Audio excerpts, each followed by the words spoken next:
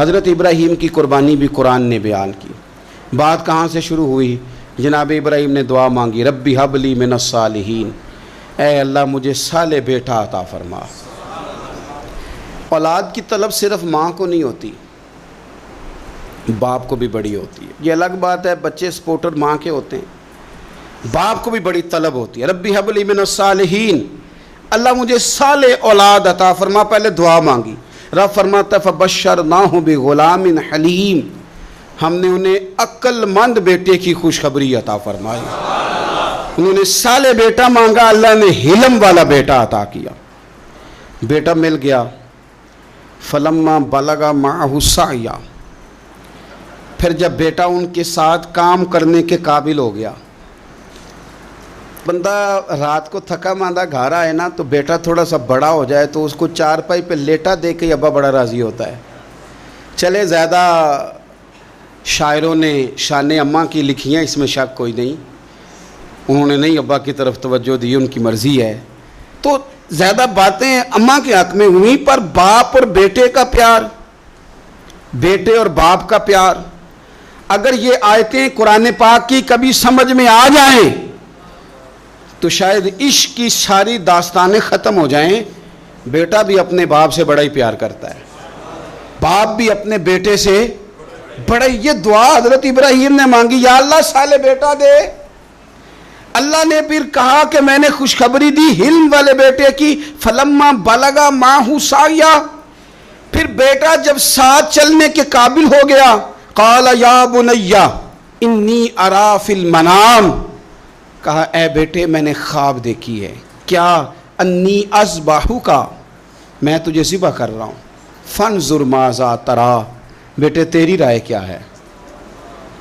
میں نے خواب دیکھ لی، میں ذبح کر رہا ہوں، تو اپنی رائے بتا۔ رائے اس لیے نہیں پوچھی کہ اگر وہ کہیں گے نہ ذبح کرو تو نہیں کریں گے، رائے اس لیے پوچھی ہے کہ لوگوں کو پتہ چلے کہ جس پتر کی تربیت حضرت ہاجرہ نے کی ہے اور جس کی رگوں میں حضرت ابراہیم خلیل کا خون ہے اور جس کی پیشانی میں نور محمدی چمکتا ہے صلی اللہ تعالی علیہ وسلم، ان کے خیالات کیا ہیں پتہ چلے۔ اور یہ پوچھا بھی اس لیے تاکہ لوگوں کو سمجھ آ جائے کہ اگر حضرت ابراہیم ذبح کرنے کو تیار تھے تو جناب اسماعیل ذبح ہونے کو تیار، لوگوں کی سمجھ میں بات آ جائے۔ فانظر ماذا تری، تیری کیا رائے ہے؟ قربان جائیں۔ یہ بھی انداز ہے بیٹے کا باپ کے ساتھ۔ یہ نہیں کہا کہ ابا جی ذبح کر دیں آپ، یہ نہیں کہا، قالا یا ابت افعل ما تؤمر، کہا ہے ابا جی آپ کریں وہ جس کا آپ کو حکم دیا جا رہا ہے۔ رب جو کہتا ہے نا آپ وہ میرے ساتھ کر دیں، اگر اللہ کہتا ہے ذبح کریں تو ذبح کر دیں، اگر وہ فرماتا ہے اس کے ٹکڑے ٹکڑے کریں تو ٹکڑے ٹکڑے کر دیں، جو رب کہتا ہے وہ کریں۔ مجھے آپ انشاءاللہ صبر کرنے والوں میں سے پائیں گے۔ کریں، میں تیار ہوں، کریں۔ بیٹا ہے، سالوں کے بعد جناب ابراہیم نے دیکھا ہے، اب وہ اس عمر کو پہنچا ہے کہ وہ کام کرنے کے قابل ہوا، ساتھ چلنے کے قابل ہوا، حکم آ گیا۔ دیکھو ایک مشکل وہ ہوتی ہے کہ تبلیغ کرنی ہے، کافروں کو رستے میں مشکل آ گئی۔ ایک مشکل وہ تھی کہ کافروں سے لڑائی کرنی تھی تو رستے میں مشکل ہے۔ یہاں تو کچھ بھی نہیں، بیٹھے بٹھائے رب نے کہہ دیا کرو بیٹا ذبح۔ سمجھ آتی ہے کہ یاری تیری سونا ہے پر ازمائشاں بھی تیریاں اگ، اے سونا پرکھیا جامدہ ہی پہلو نال لگان دے لگ۔ وہ اپنے پیاروں کو نہ بیٹھے بٹھائے بھی امتحان لے لیتا ہے۔ کہا میں تیار ہوں، مجھے صبر کرنے والوں میں پائیں گے۔ فلما اسلم وتلہ للجبین، اللہ فرماتے ہیں جب دونوں حکم ماننے کو تیار ہو گئے تو باپ نے بیٹے کو پیشانی کے بل لٹایا، شیطان بڑا سر پٹایا، دوڑا، میں نے تو گمراہ کرنا تھا آدم کی اولاد کو، یہ کیا بنا؟ اللہ کی رضا کے لیے بیٹا تک قربان کرنے کو تیار ہو گئے، دوڑ کے جناب ہاجرہ کے پاس گیا۔ پتہ ہے آج کیا ہونے لگا ہے؟ پتہ ہے جناب خلیل کہاں لے گئے ہیں جناب اسماعیل کو؟ کہنے لگی سیر و تفریح کے لیے گئے ہیں، یہی ہیں؟ کہنے لگی نہیں، وہ تو ذبح کر دیں گے۔ جناب ہاجرہ کہنے لگی کبھی باپ نے بھی بیٹے ذبح کیے؟ کہا ان کا گمان ہے کہ رب کا حکم آیا ہے۔ فرمانے لگی تم مردود شیطان ہے، اللہ کے نبی کا گمان نہیں ہوتا، رب کے نبی کو وحی آیا کرتی ہے۔ دوڑ جائے ادھر سے، اگر میرے مالک نے میری گود کا پالا مانگا ہے تو ایک اسماعیل ہے، کاش میری گود میں ہزاروں ہوتے، میں ایک ایک کر کے سارے اپنے رب کے نام پہ قربان کر دے۔ دوڑ کے آیا جناب اسماعیل علیہ السلام، پتہ ہے آپ کے والد کہاں لے جا رہے ہیں؟ فرمایا یہیں سیر کے لیے۔ کہنے لگے نہیں، ان کو تو خواب آئی ہے، رب کا حکم آیا ہے، وہ تو ذبح کر دیں گے۔ تو فرمایا ٹھیک ہے، میرے والد ذبح کریں گے تو میں ذبح ہو جاؤں گا، آپ نے میری بات کو سمجھنا ہے۔ پھر حضرت ابراہیم کے رستے میں آیا، کہنے لگا اے ابراہیم، حضرت جبریل تو آئے ہی نہیں، آپ کو تو حکم حضرت جبریل کے ذریعے آتا ہے، آپ خواب دیکھ کے بیٹا ذبح کریں گے؟ روڑے اٹھائے، کنکر اٹھائے، زور سے مارے، وہ دوسری جگہ آ گیا، پھر کنکر مارے، پھر تیسری جگہ آ گیا، پھر کنکر مارے۔ کیا دنیا میں یہ بھی انداز بھی ہے کہ روڑے ماریں تو عبادت کا ثواب ملے؟ آپ میری بات کو سمجھنا یار، روڑے مارو، روڑے کون مارے؟ حاجی صاحب مارے، ایک دفعہ مارے، کہا نہیں 3 دفعہ مارو، 3 دن مارو، آؤ روڑے مارو۔ یا اللہ، روڑے مارنا بھی عبادت ہے؟ پتھر مارے، کنکر مارے، فرمایا مارو نا، تمہیں پتہ نہیں نا کہ وہ ذائقہ کتنا ہے جب میرے خلیل نے میری خاطر روڑے مارے تھے، میری خاطر روڑے مارنا بھی عبادت قرار دے دیا۔ صحابہ نے پوچھا یا رسول اللہ، یہ جو ہم کنکر مارتے ہیں جمرات کو، اس کا بھی ثواب ہے؟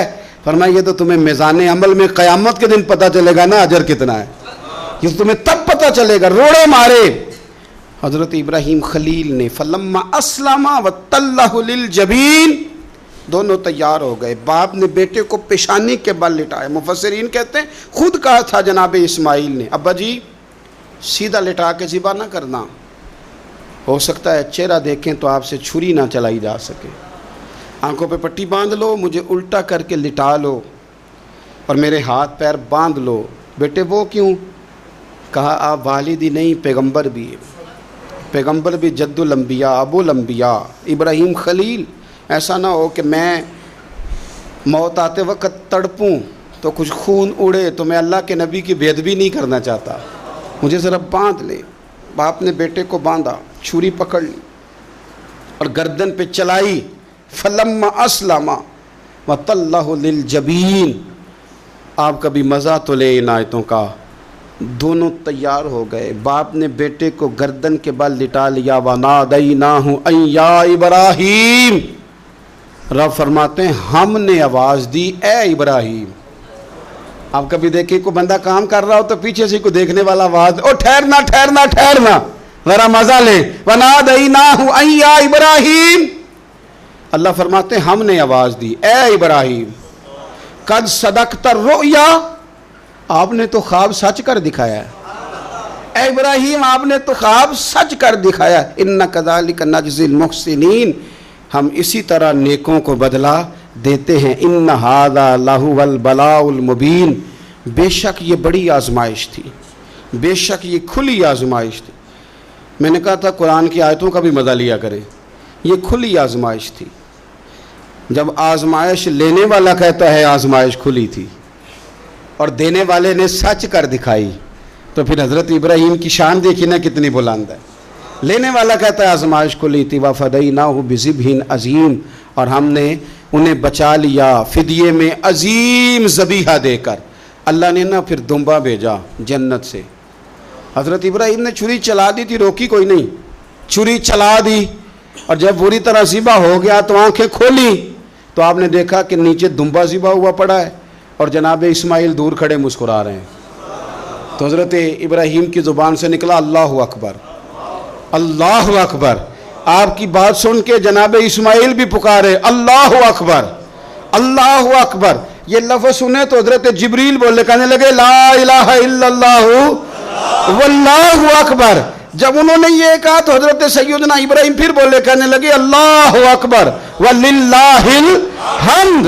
اللہ کو یہ لفظ بھی بڑے پیارے آئے، فرمایا پڑھو نا 9 ذی الحج کی فجر سے لے کر 13 تک پڑھو نا ذرا سارے، اللہ اکبر اللہ اکبر، لا الہ الا اللہ واللہ اکبر، اللہ اکبر وللہ الحمد۔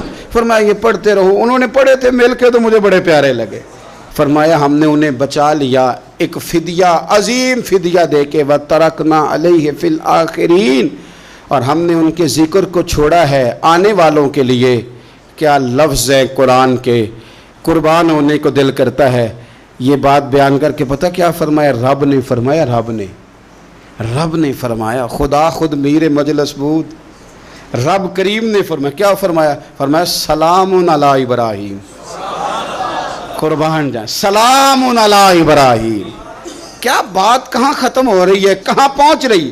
کیا انداز؟ سلام علی ابراہیم، سلام علی ابراہیم. فرمایا سلام ہو ابراہیم پر، سلام ہو ابراہیم پر، سلام ہو. حضور فرمانے لگے غلاموں یاد رکھنا قربانی حضرت ابراہیم کا طریقہ ہے.